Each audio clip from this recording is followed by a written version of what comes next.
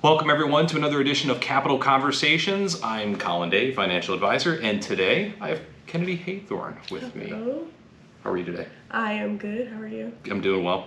Well, Kennadi, you've been here for a little bit over a year now, right? Yeah. A little bit more than that?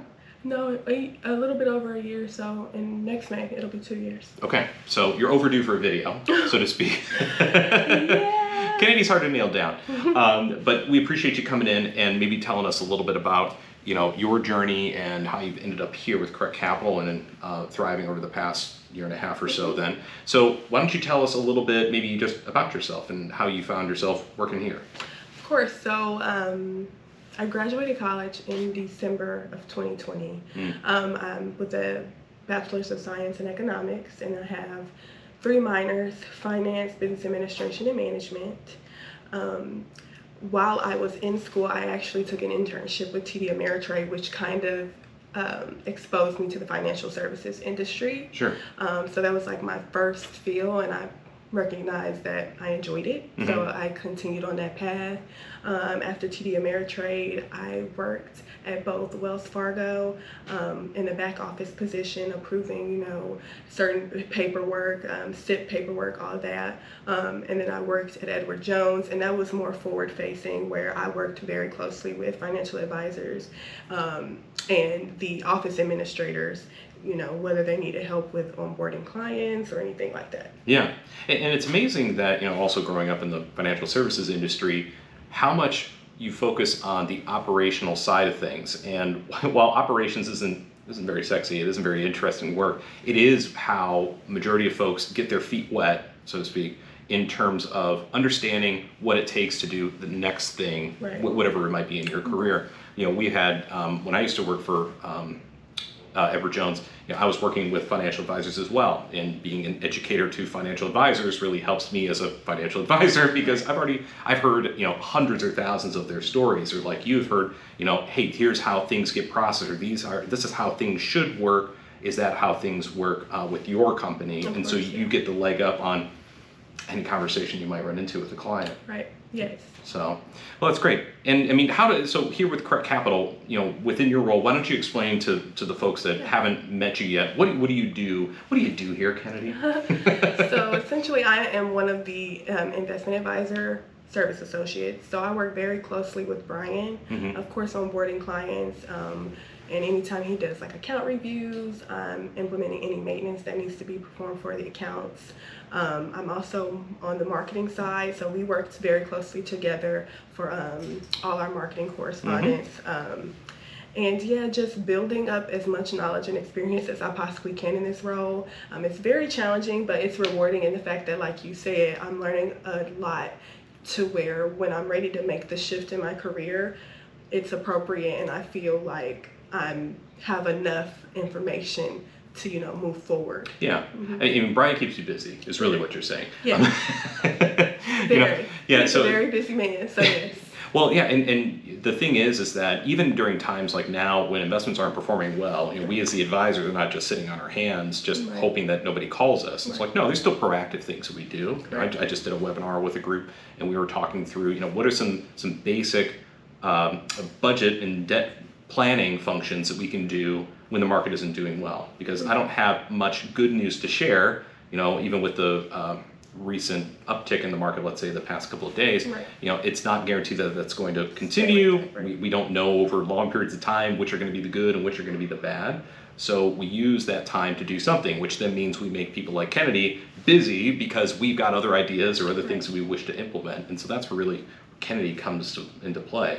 So could you maybe give us an example of something that you might be tasked with, where Brian has a meeting with one of our clients and he turns to you and says, Kennadi, I need your help with this with Joe Smith or Jane Smith. What will be an example of something like that? So he has a review, and say for instance the client has reached the age where it's time for them to start taking an RMD. We of course keep a log of all the clients who need to take RMDs. So in addition to that, I would do something like set up bank linkages so that we could send out the RMD through the bank or through an electronic funds transfer. I process anything from like check writing applications. So if someone is interested interested in writing checks from an account. I process that. Any account re-registrations, like there's instances where joint accounts are very often re-registered to trust accounts.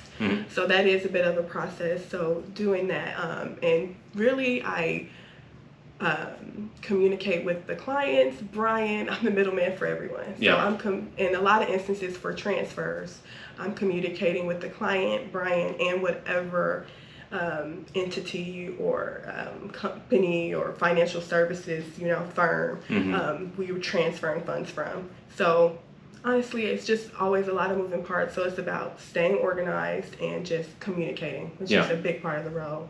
Well, and that's really where clients come into play, right? Because Brian is the one that was in the meeting and was sitting with our clients, and now we have to take up that ball and run with it with our clients. So it's a little bit of, we have all the details, we just need to understand and make sure that we've organized them in a way where we can properly communicate that, make sure that we can get things done accordingly. Of course, that doesn't always mean that the receiving party of the paperwork is going to process it the first time or process it correctly, as we find with a lot of our the partners, that it's just a lot of labor-intensive work that, like you used to do. Now you get to kind of see the other side of it from the advisor view. Right. Yes. So I mean, when it comes to Correct Capital, when it comes to working in this industry, was there anything that drew you to financial services then? I mean, your background was economics. I heard management. I heard lots of financial topics in there. Was there something about financial services or working for a financial office that interested you? Of course, yeah. So, of course, the exposure with TD Ameritrade, it was an internship, but we did have moments where we interacted with clients. And for me, that was big. I didn't want to be doing the same mundane task. And you learn that, as you progress through different roles. But one part of that role and other roles is that I was able to interact with, a large variety of people and just, learning different things. But I just learned over time that I didn't want to be the one always having to take inbound phone calls because that comes with its own level of stress. And it's kind of like the same thing, which I didn't want to have to, I'll do the same thing now, but it's not like answering a phone and perform the same thing over and over again. So through those roles and the experiences I gained through those roles, it led me to Correct Capital. And what I appreciate about this job is it's challenging, and I learn a lot, which is what gets me up every day, which is really ultimately the financial services industry as a whole, that it's ever changing. So there's always new things to learn. So really that's what stuck out to me. And I just had a knack for it, and I just ran with it. Yeah. I mean, there's so much more to offer when you start to get in front of individuals, starting to talk to people, really understanding their stories, because so much of what you and I would have gotten in previous roles, working for larger institutions, is we're hearing it second, third hand, right? When we get more in front of the individuals and talk to them about what their specific needs are, why a recommendation is being made, the connection is just so much better. Oh, yeah, of course. And working at a firm like this one, where it's an RIA and you don't have all the pressures, that some other companies have, to, maybe not do things that are in the client's best interest. That's what I can appreciate about our firm, Correct Capital Wealth Management, is that we always do things, that are in the best interest of our client. We're never incentivized to do anything that isn't in the client's best interest. Absolutely. Well, Kennadi, thanks so much for joining me today. No problem. Again, you're overdue. So yes, very overdue. As Kennadi mentioned, she does help with the marketing. She helps with the videos and our podcasts and other things we do marketing wise. So when you see an email from Brian or from myself or anybody, really it's Kennadi that's behind a lot of them too. So we appreciate your help. Right. Thank you guys, and I appreciate you guys as well. No, thank you. No problem. All right. Until next time, everybody. Thank you so much.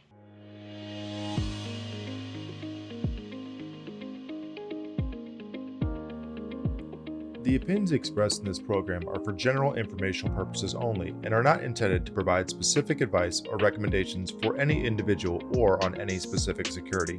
It is only intended to provide education about the financial industry.